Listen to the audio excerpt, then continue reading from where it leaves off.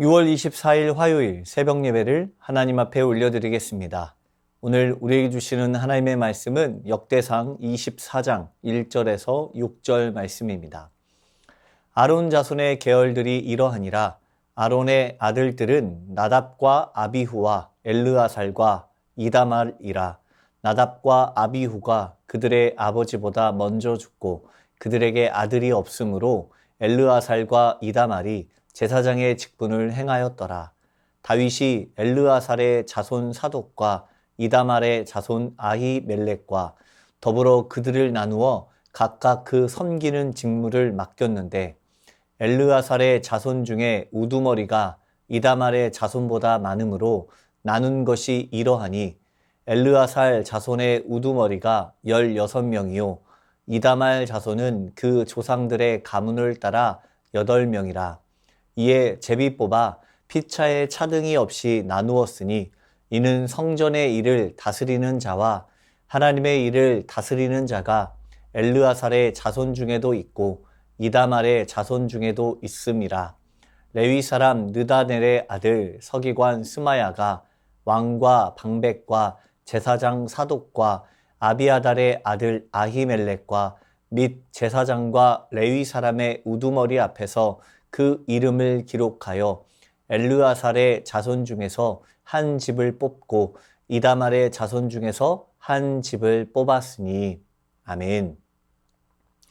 사랑하는 성도 여러분, 오늘 우리가 함께 읽은 역대상 24장은 다윗이 하나님의 성전을 섬길 제사장들과 레위인들의 직무를 조직하고 그 순서를 정하는 장면을 보여주고 있습니다. 한눈에 보기에는 단순히 사람 이름들과 순서가 나열된 것 같지만 여기에는 하나님을 섬기는 데 있어서 매우 중요한 원리가 담겨져 있습니다. 우리는 이 말씀을 통해 하나님의 일은 결코 사람의 생각이나 감정대로 하는 것이 아니라 하나님의 질서와 뜻 안에서 감당해야 한다는 사실을 깨닫게 됩니다. 본문을 보면 아론의 자손들 중 엘르아살과 이다말의 계열로 나누어 제사장의 직무를 조직하고 있습니다. 엘르아살의 자손은 우두머리가 16명이었고 이다말의 자손은 8명이었습니다. 이 수에 차이가 있었지만 그들의 순번을 정할 때에는 다윗 왕과 사독과 아히멜렉과 제사장들과 레위인 지도자들이 함께 모여 하나님의 뜻을 구하며 제비를 뽑았습니다. 이는 하나님의 집에서 섬기는 일에 어떤 인간적인 차별이나 사심이 개입되지 않도록 하기 위함이었습니다. 제비 뽑기는 단순한 행운의 방식이 아니라 하나님의 주권을 인정하며 그 뜻을 구하는 신앙적 행위였습니다.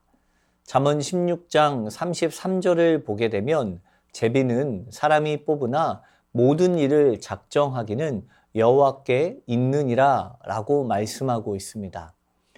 일반적으로 우리가 제비를 뽑게 되는 경우는 여러 사람 중 누구를 뽑아야 할지 공평하게 결정해야 할 때, 혹은 어떤 역할이나 권한을 공평하게 분배할 때, 그리고 고민이 많거나 의견이 나뉠 때 개인의 감정이 개입되지 않도록 제비로 결정하게 됩니다. 성경에서 제비 뽑기 역시 마찬가지였습니다. 유다의 빈자리를 채울 사도를 뽑을 때 사람의 판단이나 차별이 개입되지 않도록 제비를 뽑았습니다. 바로 하나님의 뜻이 직접적으로 계시되지 않을 때 그 뜻을 알기 위해서 사용한 것입니다. 또한 땅, 성전 직무, 성전 문지기, 찬양대, 레위인 등의 직무를 공정히 나누기 위해서도 제비를 뽑았습니다. 그리고 속죄나 심판의 방식을 결정하거나 죄의 원인을 밝히기 위해서 제비를 뽑음으로써 인간의 판단이나 생각이 기여되지 않고 오직 하나님의 뜻을 분별하기 위해서 행하였던 믿음의 행동이었습니다. 오늘 본문은 제사장들 뿐만 아니라 레위 사람들의 직무를 정하는 모습 가운데 다 제비를 뽑아 자신들의 섬김의 자리를 확인하고 그 직무가 맡겨지는 모습을 볼 수 있습니다. 하나님은 성전에서 일어나는 모든 섬김과 봉사조차도 철저한 질서와 규범 아래 두셨습니다. 아무리 작은 섬김이라도 하나님 앞에서는 소중하고 모든 직무는 하나님이 정하신 질서 안에서 감당될 때 의미가 있습니다. 하나님께서 맡기신 직무에 있어서는 크고 작음, 높고 낮음이 없는 모두 귀하고 소중한 역할입니다. 그런데 우리는 종종 내가 맡고 있는 일에 있어서 중요도를 나타내려 하는 경우가 있습니다. 현재 내가 감당하고 있는 일이 교회 안에서 더 큰 일이고 중요한 일이기 때문에 이 일에 아무도 간섭할 수 없다고 여기는 것입니다. 그래서 더 강한 기준을 가져다 두기도 하고 그것이 옳다고 여기며 강권하기도 합니다. 하지만 오늘 본문에서 말씀하는 것과 같이 하나님께서 그 자손들에게 일을 맡기시는 것은 모든 사역이 귀한 사역임을 말씀하는 것입니다. 우리가 감당하는 모든 일들은 하나님의 섭리와 뜻이 반영된 사역입니다. 섬기는 모든 일이 하나님의 인도하심과 부르심 가운데 나아가는 것임을 기억할 때 지금 내가 감당하는 일에 경중을 따질 필요가 없는 것입니다. 말씀을 통해서 우리가 기억해야 할 것들이 있습니다. 먼저는 하나님은 질서의 하나님이라는 사실입니다. 우리의 삶과 신앙, 그리고 교회와 가정의 모든 사역이 하나님의 뜻 안에 있습니다. 그렇기 때문에 내 삶에 일어나는 모든 일들은 하나님의 섭리와 하나님의 뜻 안에서 이루어지는 것임을 기억할 때 그 어느 것도 소홀히 할 수 없는 것입니다. 교회 안에서 오늘 나에게 맡기시는 일들에 있어서도 하나님의 질서 안에서 그 필요에 따라서 맡기시는 일이라는 것을 기억할 때 그 일이 어떤 일이든지 기쁨으로 감당할 수 있어야 합니다. 두 번째로 하나님의 일을 감당하는 데 있어 우리는 결코 내 뜻이나 욕심대로 해서는 안 됩니다. 하나님께서 주신 자리, 하나님께서 맡기신 직분이기 때문에 겸손히 감당해야 합니다. 야고보서 4장 6절 말씀처럼 하나님은 교만한 자를 대적하시지만 겸손한 자에게는 풍성한 은혜를 부어주십니다. 그러므로 우리가 맡은 직분과 사역을 감당할 때에는 반드시 겸손한 태도로 임하며 모든 영광을 하나님께 돌려야 합니다. 우리의 판단과 평가가 때로는 성급하거나 자기의 의에 찬 모습으로 드러날 수 있으나 그럴 때마다 하나님 앞에서 다시 한번 자신을 돌아보고 주님의 마음을 구해야 합니다. 하나님의 일은 사람의 시선이나 사람의 기준, 그와 같은 잣대로 되는 것이 아니라 하나님께서 보시는 마음과 태도로 평가받는다는 사실을 잊지 말아야 하겠습니다. 결국 하나님께서 맡기신 사역을 진정으로 잘 감당하는 길은 나 자신을 낮추고 주님의 뜻에 순종하며 사랑과 섬김의 자세로 나아가는 것임을 기억하길 원합니다. 마지막으로 우리 각자는 하나님 앞에 맡겨진 사명이 있습니다. 제비뽑기에서 정해진 그 자리처럼 하나님은 우리를 각자의 자리로 부르셨고 우리는 그 자리에서 최선을 다해 하나님을 섬길 수 있도록 해야 합니다. 그리고 섬김의 자리에서 억지로나 의무감으로 임하는 것이 아니라 진심과 감사함으로 하나님을 기쁘시게 하는 마음으로 섬겨야 할 것입니다.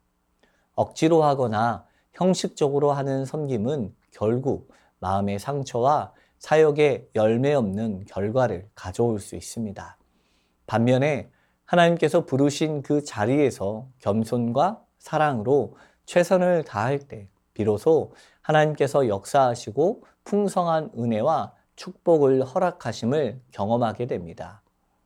오늘 우리에게 맡겨주신 모든 자리에서 하나님을 기쁘게 하는 참된 섬김의 사람이 되기를 소망합니다.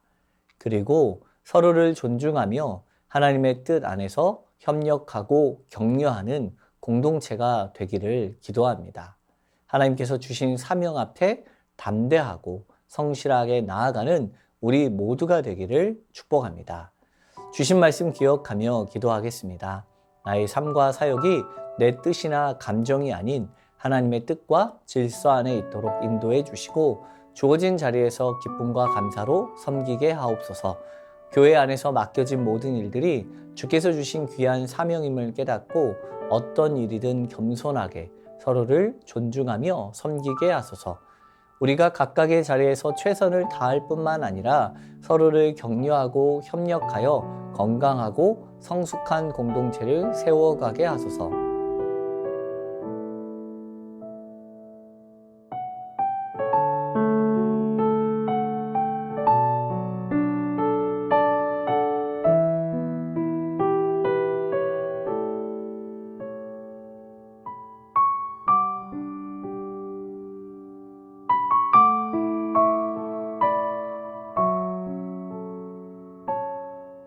나라와 민족을 위해서 기도합니다. 해마다 장마로 인해 산사태와 배수 문제로 많은 피해가 발생하고 있습니다. 위험 지역에 미리 대비하여 인명과 재산 피해를 막을 수 있도록 도와주옵소서. 이란과 이스라엘 전쟁이 더욱 심각한 상황으로 흘러가고 있는데 더 큰 전쟁으로 번지지 않게 하시고 그 땅의 평화를 허락하여 주옵소서. 남과 북이 화해를 이루고 복음이 흘러가 하나님의 나라가 세워지게 하옵소서.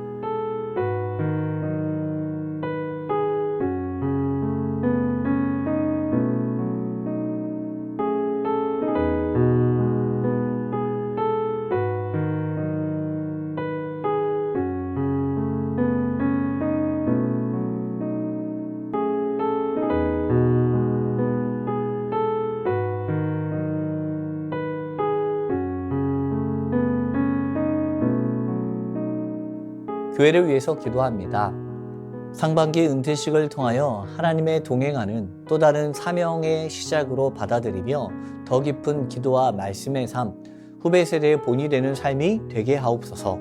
궂은 날씨와 눅눅한 환경 속에서도 짜증이나 무기력함이 아닌 감사와 기도, 말씀으로 충만한 마음을 품게 하시고 순모임마다 성령의 충만한 은혜가 넘치게 하옵소서.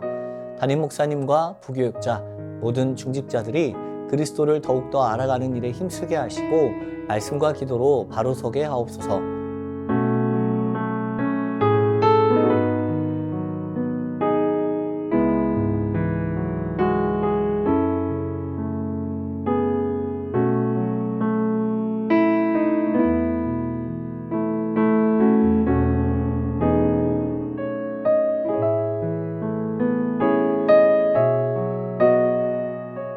선교사님과 화르문들을 위해서 기도합니다. 탄자니아 조병훈, 허선옥 선교사님을 위해서 기도할 때 뉴비전 스쿨 아이들이 한 달 동안 학교 방학 기간에도 주 안에 거하는 자들이 되게 하시고 23일에서 27일 ISOM 현지 목회자 학교 가운데 주의 은혜가 넘치게 하옵소서. 탄자니아 정현우, 정슬기 선교사님을 위해서 기도할 때 가라투 선교센터 일꾼들과 교사 스태프들이 한 마음으로 사역하며 서로를 격려하고 세우는 공동체가 되게 하옵소서. 이음이의 9월 수술과 이후 재활 과정이 안전하고 평안하게 이루어지게 하옵소서. 환우분들을 위해서 기도하겠습니다. 오현정 간사님, 마음을 강하게 하고 육체적으로도 잘 회복하여 다음 치료를 준비하게 하옵소서. 조정순 권사님 남편 백형호님, 뇌출혈로 입원 중에 있습니다. 일반 병실로 옮겼지만 아직 회복이 필요합니다. 주님 치유하여 주옵소서. 박홍규 집사님, 뇌경색 치료 후 재활 치료를 하고 있습니다. 일상생활에 아무런 어려움 없도록 온전한 회복을 주옵소서. 박세현 집사님, 유방암 발병 이후 뼈전이 되었습니다. 통증이 사라지고 회복의 역사가 나타나게 하옵소서.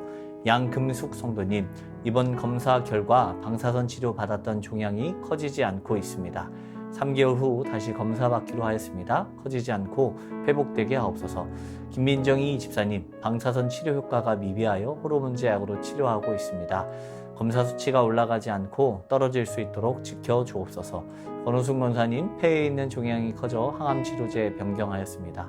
변경된 항암제로 인한 부작용 없이 온전히 치료되도록 지켜주옵소서. 노성빈 형제님, 크론병으로 8주에 한 번 주사제 치료 이어가고 있습니다. 부작용 없게 하시고 소장의 염증이 잘 치료되어 음식을 잘 먹고 새로운 삶의 현장으로 나아갈 수 있는 용기를 주옵소서. 이 외에도 수술 이후 회복 중에 계신 분들과 어려운 가운데 있는 분들을 위해서도 함께 기도하길 원합니다. 선교사님과 많은 분들을 위해서 기도하다가 자유롭게 기도하겠습니다.